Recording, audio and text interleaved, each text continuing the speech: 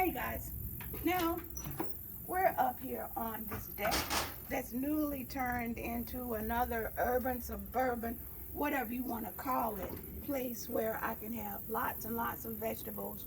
And I'm gonna give y'all a little clue about something. We're working on a semi, I don't know what I would call it, extravaganza cooking show, and this is gonna be a part of it. So stay tuned for that. But anyway. Up here, we have hot peppers. This is from the fall garden, okay?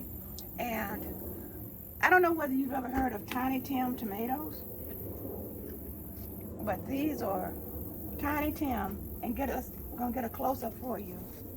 These are Tiny Tim, and I'm gonna come around and let you see. You can come around the other way. These are Tiny Tim tomatoes. And they have, this is what one really looks like. See? Like that. Have a great flavor. I could have used a little salt and pepper. I've seen people do that. A little salt and pepper would have been better. But it's wonderful.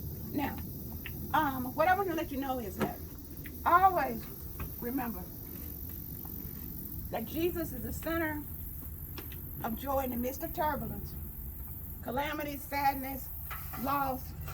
And because we know Jesus is the center, then we will always, with the word, remain hopeful. We do not give in to despair. We know that whatever's happening in our life, that God's going to work it for our good. That's how I feel.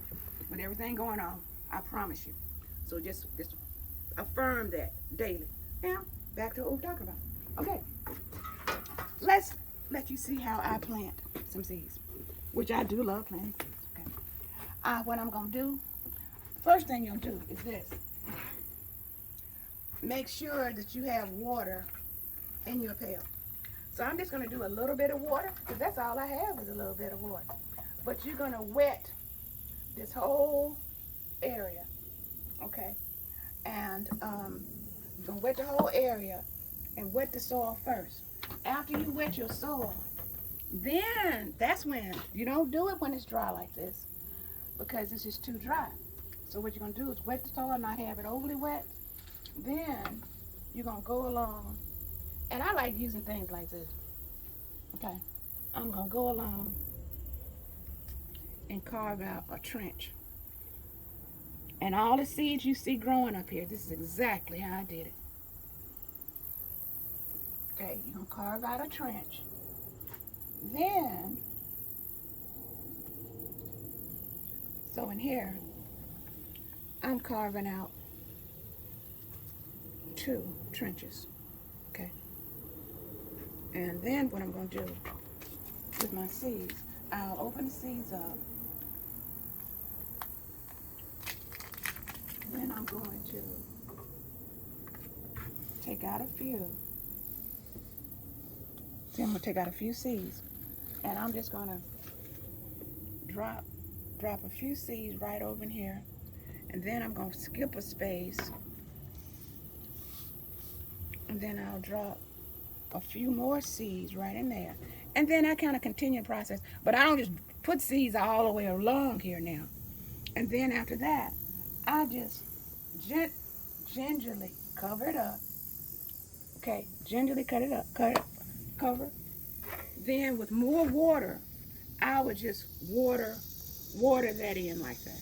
Okay, and that's how it works. So when you see what I have growing in here, you see the zucchini, broccoli, and these are other fall seeds that I planted. Carrots, and this is the particular name for those. Okay, and Swiss chard. Swiss chard is what I had a loss for words out there. These are Swiss chards, and they're younger. Okay, and you see how big they are. Then right here, we have top-notch golden wax beans. Okay, these beans are supposed to take to maturity about 65 days. So the way I counted, really, because it's part of August to September to October, and then part of November, which would give us time for total maturity. And right here we have radish. Okay, over here I have bush scallop planted, and they have not come up yet. It takes longer because those are larger seeds. Up here are the bunching onions that I planted a little while ago. Okay, this is juxtaposition again. These are beans and things from the fall garden. This is one, look, these seeds, I can't use these seeds because they stayed on the vine too long, so you can't let those dry because they already messed up. But then you have a little okra. We see what happened with that. Over here are collards. You have collards over there, and so when they get older, I'm going to transfer those. And above those, you have sugar snap peas.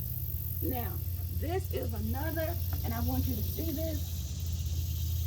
This is another bed of sugar snap peas, and I can point out that look, you see that? They're getting ready to burst forth from the soil. And I have a trellis that they're going to come up on right here. Now, this actually concludes our show for today. I really enjoyed being with you. I hope that you are still with us watching. And I want you in life to just not be afraid to just see what happens. It's not going to hurt you to throw out some seeds and plant them, and then in the morning time you can wake up and see, what's growing, and have a reason to want to. That's a bee right there. See, that's a bee. Oh, he flew off. Too bad. Anyway, but anyway, we want you to enjoy life. And in the midst of turmoil, find a way to have joy. For me, this is my joy. I've thrown out 1,000 seeds, and if I could, I'd plant some more. I'm keeping myself from doing it. So once again, Miss Marva wants to say that love, peace, joy to you, and I hope that you've learned something. I hope you had a lot of fun with this. With that, love and kisses.